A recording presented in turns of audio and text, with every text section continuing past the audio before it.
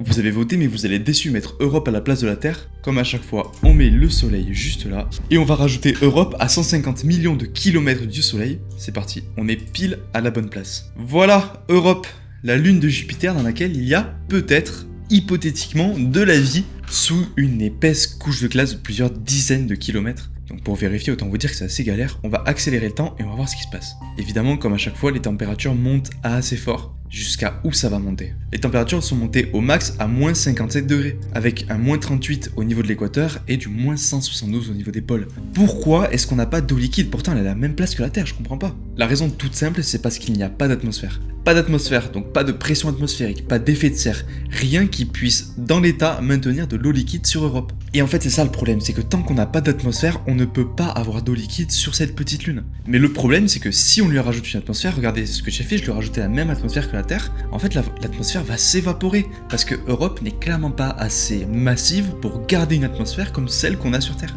Donc clairement, avoir de l'eau liquide sur Europe, ça paraît pour l'instant vraiment très improbable, à moins qu'on ait des changements drastiques sur cette petite lune.